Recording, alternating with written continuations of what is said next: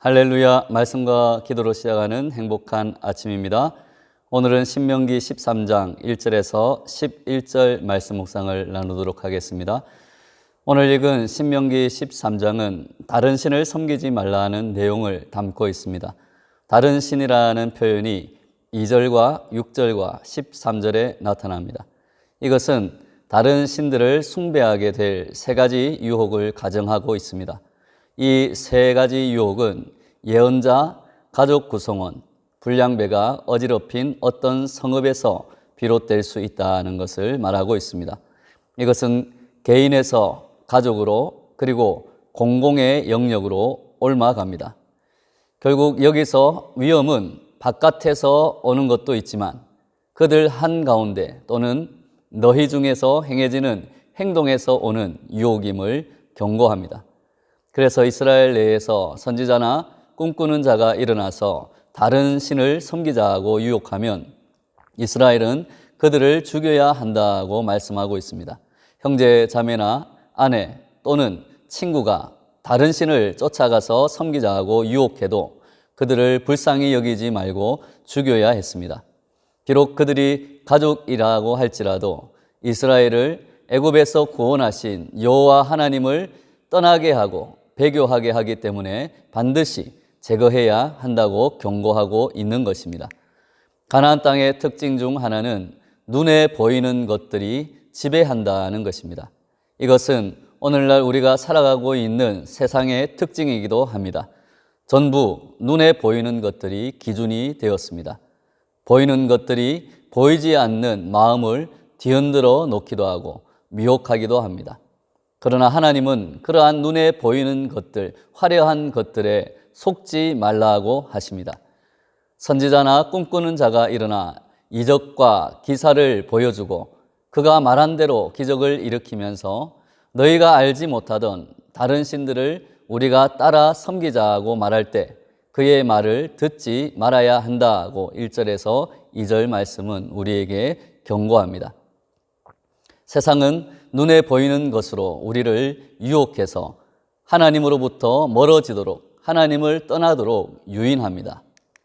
기적적인 사건들이 일어나고 한시라도 눈을 뗄 수 없는 매혹적인 일들이 우리의 눈과 귀와 모든 감각들을 지배한다는 것입니다. 그리고 눈에 보이지 않는 하나님과 하나님의 말씀을 떠나서 눈에 보이는 것들에 만족하며 살 수 있다라고 우리를 유혹합니다. 그래서 그것이 혹시 하나님을 대신하는 기적과 구원이지는 않을까라고 우리들만의 우리가 만든 유토피아를 꿈꾸기도 합니다. 그래서 우리는 말씀으로 그 모든 것들을 분별해야 합니다. 하나님의 기적은 반드시 우리를 진리의 말씀과 참 구원과 사랑 그리고 영원한 생명으로 인도하심을 우리는 알아야 합니다. 성령님은 우리를 반드시 하나님과 인격적인 관계를 맺도록 이끌어 가시는 분입니다. 즉 하나님의 말씀, 하나님의 구원, 하나님의 사랑과 상관없이 일어나는 기적은 전부 풀의 꽃처럼 지나가 버릴 것에 불과하다는 것을 깨달아야 합니다. 참된 기적은 무에서 유를 창조하신 하나님의 창조의 기적입니다. 그리고 노예였던 이스라엘 백성들을 이집트에서 구원하시고 홍해를 가르시고 광야에서 약속의 땅으로 인도하신 출애굽의 사건이 노예였던 백성을 거룩한 하나님의 성민으로 변화시키는 그러한 거룩함의 기적이 되는 것입니다. 예수님이 십자가에서 보여주신 사랑과 부활의 능력으로 보여주신 영원한 생명에 대한 소망이 생명을 살리는 참된 기적이라는 것입니다. 그리고 지금 우리에게 성령으로 그 모든 약속의 말씀을 믿고 소망을 가지고 사랑하며 살게끔 만드는 성령님의 역사하심이 참된 기적인 줄로 믿습니다. 10가지 재앙과 홍해를 가르는 기적을 체험하고도 하나님의 말씀에 불순종한 백성들은 결국 광야에서 헤매이다 죽고 말았습니다. 예수님이 나사로를 살리는 기적을 본 사람들도 기적을 통해서 예수님이 생명의 주인이심을, 부활의 주님이심을 믿지 않는다면 결국은 멸망을 할 수밖에 없는, 그러한 죽을 수밖에 없는 인간이라는 것입니다.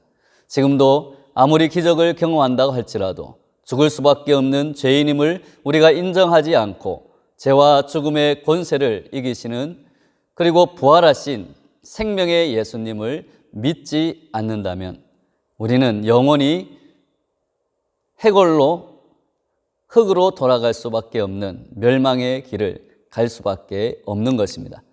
그래서 하나님은 선지자나 꿈꾸는 자들을 통해 하나님 백성이 마음을 다하고 뜻을 다하여 하나님을 사랑하는지, 하나님의 말씀을 따르는지 그 여부를 시험하신다고 말씀하셨습니다.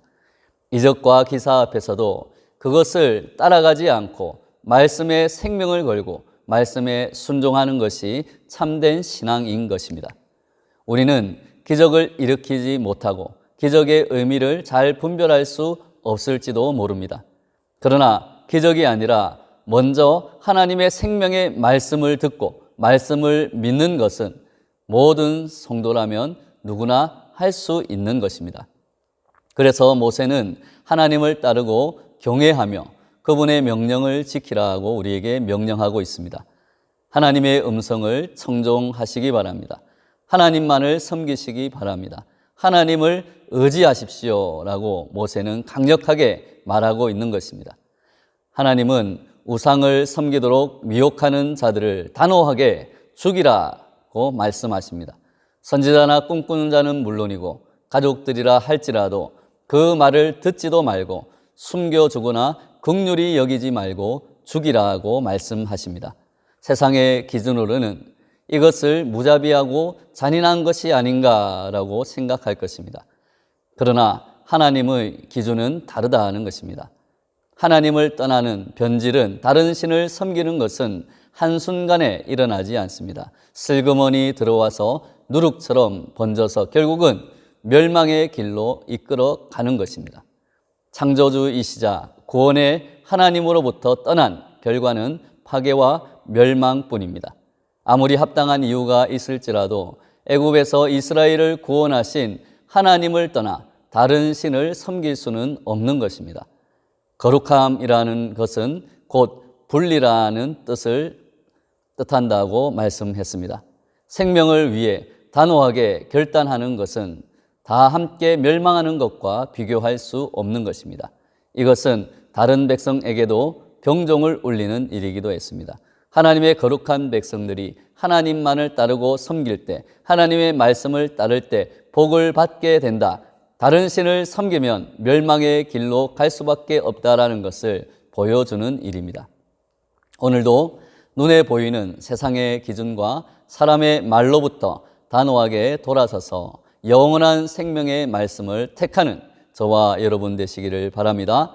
그래서 한순간 눈에 보이는 화려한 그러한 기적이 아니라 영원한 생명을 얻게 되는 저와 여러분 되시기를 예수님의 이름으로 축원합니다.